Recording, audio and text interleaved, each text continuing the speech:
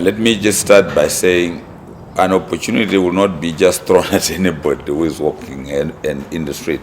You have to be organized. You've got to have the training. You have to have the experience, the enterprise, and registered, comply to regulations, have people employed, and you have offices. So you have to create an enterprise. And that enterprise, therefore, goes out to say, this is what we do.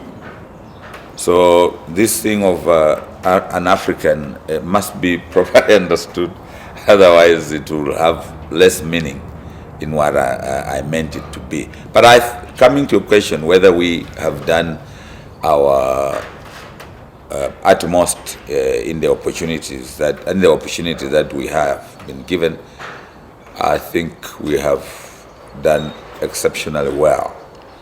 We've done it in time, within the budget, and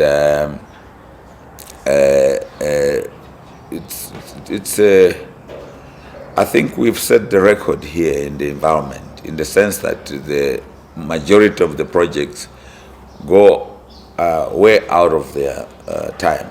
It's not only here in Botswana. It has always been the case in Johannesburg, and the government of South Africa has decried on this issue for a long time. And that's why with Khato's team in Johannesburg, South Zambezi, any project we've been given, we've never taken the whole period. So if it's 12 months, we know we are out by 7 months. If it's 18 months, by 12, 15 months, we should be out. We've been doing these things for a long, long time. It's not only this project. So it's a rare culture that I have brought to construction, even in Johannesburg. It's like that. Construction is not a church. It's not a church gathering. It's a real serious business. And there is no errors must come to a minimum. Quite frankly, if you make a mistake, because if you don't follow the designs, it's a problem. So you have to organize. We organize ourselves here in the same way we organize in other jobs. But this one was particularly strenuous in the sense that the times were very, very tight. It was 12 months, 100 kilometers, over 37 kilometers of rock area where the pipe was passing.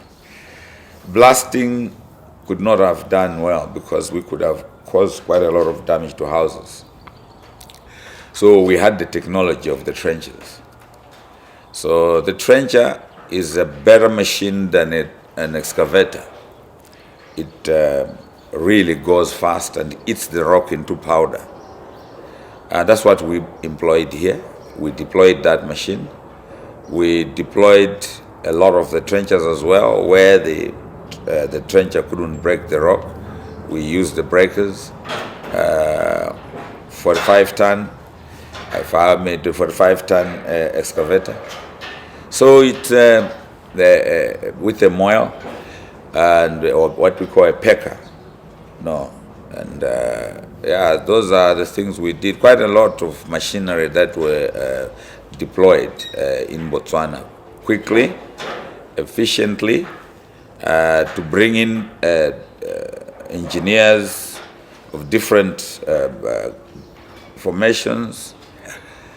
It's not easy at one time because then they have to be given permits, they have to eat here, you have to provide that, they must drive here, you have to provide that, everything.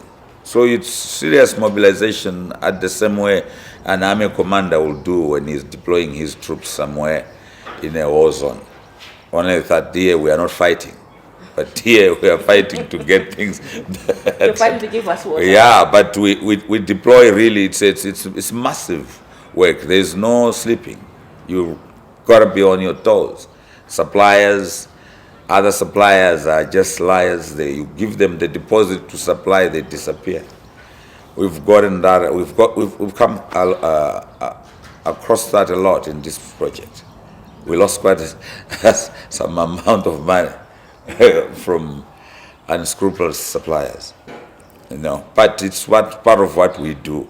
So these things will happen, and you do your due diligence, but sometimes that doesn't really help much. You want to know whether I could have at some point decided to abandon the project. Not necessarily, but thinking now in terms of the quote that we have given, the money that you have asked for, and then what you are now coming across as you are on the ground. Yeah. Like if I were to... Oh, I see. I get you. Yeah. No. No, we don't do that. What we do, such projects would happen from time to time when you caught and you didn't know what will be found under the ground. That you bring up to the client. You say, we did our preliminary investigations. That is the geotech report, surveys and all of that. But this, we didn't come across it. We are only coming across it as we are constructing. That could cause problems because the client could say, but that's your problem. I mean, you said we paid for service, and you said everything is good. Let's see the survey's report and the geotech report. What does it say? Didn't mention anything here. Unless it's that they put a pipe, there's a pipe there that was never identified, and that was a responsibility of the client. But if it's your responsibility in the contract that you must check services, you must check, you must do geotech and give us a report, you did the geotech report, then it means that the geotech engineers were wrong. And if they are wrong, that's a problem of the company and not the government. No. So, yeah, such things do happen, but the contracts are very tight. And so sometimes you just have to bite the tongue and say, hey, that's it. No, this one is reputational. I'll have to just do this project and finish it. Whether I make profit or not, it doesn't matter. No, the only extra cost that we've asked is adjustments of the cost of the project is the same.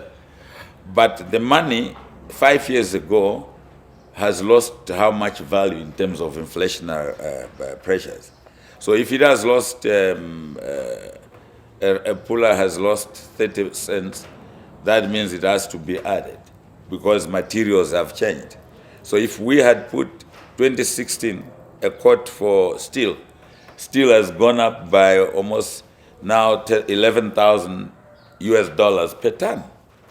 And at that time it was 6,000 per ton. Now who's going to pay the 4,000? It's not my fault that there is inflation in the world or in the country. Yes. No, so that the client, in this case the government, will have to adjust the payment. Yeah, but any other things of, oh no, I didn't calculate how many employees will come, that's your problem.